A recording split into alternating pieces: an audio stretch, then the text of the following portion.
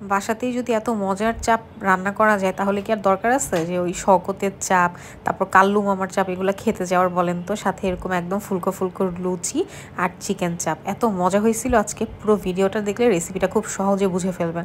আসসালামু আলাইকুম, সবাইকে নতুন একটি ভিডিওতে ওয়েলকাম করছি। তো আমাদের সেদিন খুব চিকেন চাপ খেতে ইচ্ছা করতেছিল, পরে আম্মু বললো যে আমি আজকে তোমাদেরকে বানায় দিয়ে খেয়ে দেখো কেমন হয়। তো আম্মু এরকম চিকেনের 2টা ব্রেস্ট পিস নিয়ে নিছে, একটা চিকেনের ব্রেস্ট পিস নিয়েছে আলাদা আলাদা করা। তো যেহেতু আমরা হাড্ডিটা রাখবো না, এর জন্য যে হাড়টাকে আম্মু জাস্ট আলাদা করে নিল। যেহেতু এটা চিকেনের ব্রেস্ট পিস, এর জন্য হাড়টা আলাদা করা খুব একটা কষ্টসাধ্য হয় না আর কি। এরপর যে চিকেনের পিসটাকে, ওটাকে মোটা পিসটাকে সুন্দর মতো মাঝখানে একটা ভাগ দিয়ে এরকম বড় একটা পিস করে নিল। তারপর আম্মু পাটা পুতায় সুন্দর মতো একটু জাস্ট হালকা করে একটু থেতে নিচ্ছে, যেন একদম বেশি থেতলে কিন্তু একদম খুলে খুলে যাবে, ওরকম করা যাবে না। জাস্ট হালকা আলতো হাতে একটা থেতো করে নিতে হবে আর কি। তারপরে এই যে সুন্দর মতো দেখাই দিচ্ছে যে কীরকম পরিমাণ থেতো করে নিছে আম্মু। তো এরপর চিকেনের পিস 2টাকে সুন্দর মতো এরকম থেতলে নিছে। এখন এর মধ্যে সব ধরনের মশলাপাতি দিবে।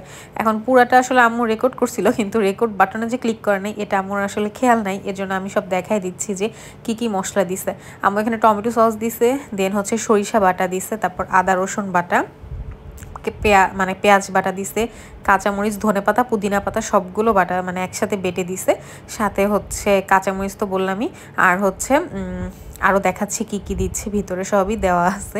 দেওয়ার পর আম্মু জাস্ট ফোনের দিকে তাকায় দেখে যে আম্মু রেকর্ড করে নাই। আর এখানে পরিমাণ বলতে আমরা এখানে মোটামুটি হাফ কেজির মতো নিছি, তো সব হাফ চা চামচ করে দেওয়া আর কি।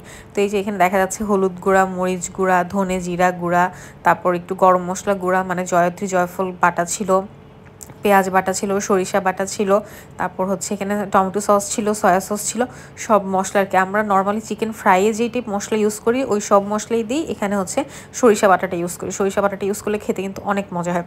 তারপর এখানে একটু সরিষার তেল দিয়ে সুন্দর মতো আগে মশলাটাকে আম্মু মাখায় নিবে। মশলাটাকে মাখানোর পর এই চিকেনের পুরো পিসটার মধ্যে মাখায় নিবে আর কি। পরিমাণ মতো লবণ দিয়ে দিতে হবে। এখানে গোলমরিচের গুঁড়া দিতে হবে, সেটা আম্মু পরে অ্যাড করে, প্রথমে অ্যাড করতে মনে নাই।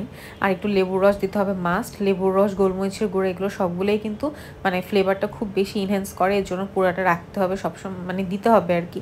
তো এই যে এখানে গোলমরিচের গুঁড়াটা দিয়ে লাস্ট মাখায় নিবে।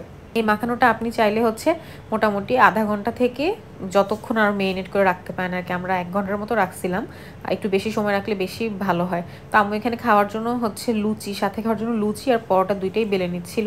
আমার কাছে কেন জানি লুচি জিনিসটা অনেক মজা লাগে, কিন্তু বাহিরের লুচি আমি একদম খেতে পাই না। বাসার লুচি হলে আমার খুব ভালো লাগে খেতে, একটু মিষ্টি মিষ্টি ভাব থাকে তো। আর লুচিগুলো বেলা শেষ, আর এখানে পরোটাটা বেলতেছে। আম্মুর পরোটার রেসিপি আপনারা অনেক চান, আসলে আমি একবার মনে দিতে পারছি, আর দেওয়া সম্ভব হয় না। আজকেও আটাটা ধরার সময় আমি ছিলাম না। নর্মালভাবে আটাটা ধরে একদম হালকা কুসুম গরম পানি আর একটু তেল, সয়াবিন তেল আর লবণ আর একটু এই তো হ্যাঁ লবণ, এইগুলো দিয়ে ভালো মতো ময়ানটা করে নেয়। এরপরে এই যে এরকম বেলে, একবার বেলে মাঝখানে তেল দিয়ে আবার এরকম 4 কোনা করে বেলে নেয়। আম্মুর এই পরোটাটা খুবই মজা হয়, একদম ফুলকো ফুলকো পরোটা আর কি। তো পরোটাগুলো বেলে নিচ্ছিল। এই পাশে আধা ঘন্টা আমাদের মেরিনেট করে রাখা চাপটাকে এখন চুলায় দিয়ে দিবে। আম্মু এই যে তেল দিয়ে দিচ্ছে চুলায়। অনেক বেশি তেলও বলবো না, আবার একদম কম তেলও বলবো না, এটা তো আর একদম তান্দুরির মতো অল্প তেলে করা হবে না, আবার একদম ডুবো তেলেও ভাজা হবে না, মোটামুটি তেলে আর কি ভাজা হবে। তো এই যে চিকেনটা মেরিনেট করে রাখার পর কিন্তু আরও ভালোই এটা থেকে পানি ছাড়ে, বা একটু তেল তেলা হয় দেখতে। তো এটাকে এখন সুন্দর মতে ভেজে নিবে। প্রথমে চুলায় দিয়ে মোটামুটি 3-4 মিনিট এপাশ ওপাশ একটু ভালো করে ভেজে নিবে হাই ফ্লেমে। তো চাপের মেইন পার্ট এই যে উপরে যে ক্রিস্পি ভাবটা থাকে, এটা যে শুকনা বেসনটা যখন ভাজবেন, ভাজার আগে এরকম উপর দিয়ে বেসনটাকে একটু গড়ায় নেবেন, বেসনটা দিয়ে একটু হাত দিয়ে চেপে চেপে দিবেন, তাহলে সুন্দর মতো লেগে থাকবে, দেওয়ার সাথে সাথে খুলে যাবে না আর কি।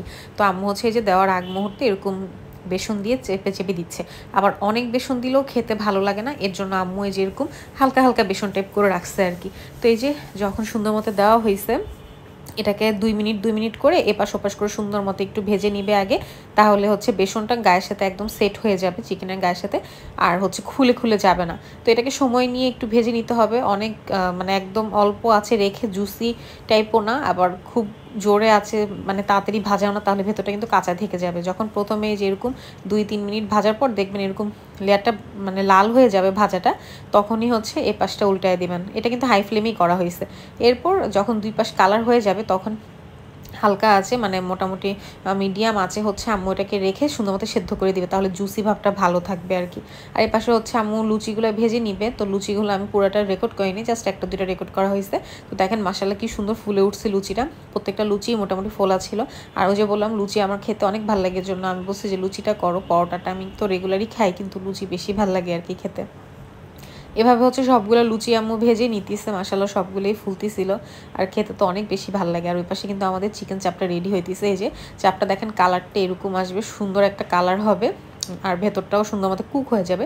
মোটামুটি 15 থেকে 20 মিনিট করে প্রতিটা পিস হচ্ছে আম্মু ভেজে নিছে। এই যে দেখেন দেখতে মাশাআল্লাহ কি সুন্দর হয়েছে না। এখন এভাবেই হচ্ছে বাকি সবগুলো আম্মু ভেজে নিবে। এই যে এই পিসটাকেও সুন্দর মতো আম্মু ভেজে নিছে আর কি।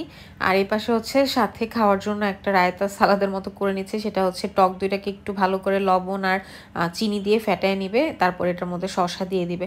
তো বাসায় যে শসাগুলো ছিল ওগুলো ছিল একটু বুড়া বুড়া শসা, বাট খেতে অনেক মজা হয়েছে। এই রায়তাটা খুবই ভালো লাগছে, একটু পাতলা পাতলা রায়তা আমাদের কাছে বেশি ভালো লাগে, মানে এই যে টক দইটাকে একটু যখন লিকুইড বেশি থাকে আর কি। তো এর মধ্যে চিনি দিছে, লবণ দিছে, আর এই যে এখন শসাটা দিয়ে দিচ্ছে। এইটা দিয়ে আমি লুচি দিয়ে শুধু এই রায়তাটা দিয়ে বেশি খাইছি, মানে আমার কাছে এটা এত ভালো লাগছে।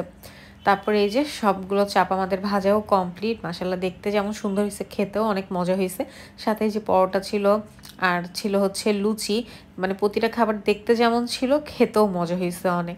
তো ভিডিওটি কেমন লাগলো অবশ্যই জানাবেন। আর এভাবে একবার বানিয়ে নিলে না বাইরে গিয়ে আসলে আর চাপ খাওয়া লাগবে না, কারণ বাইরে মাঝে মাঝে আমাদের খুব চাপ খাওয়ার ক্রেভিংস উঠে। এভাবে বললাম যে এরপর থেকে বানিয়ে দিবা, তাহলে আর দূরে দূরে যাওয়া লাগবে না। তো ভিডিওটি কেমন লাগলো অবশ্যই জানাবেন, ভালো লাগলে ফেসবুক পেজটি ফলো করে দিবেন, ইউটিউব চ্যানেলটি সাবস্ক্রাইব করে দিবেন। সো থ্যাংকস ফর ওয়াচিং, আল্লাহ হাফেজ।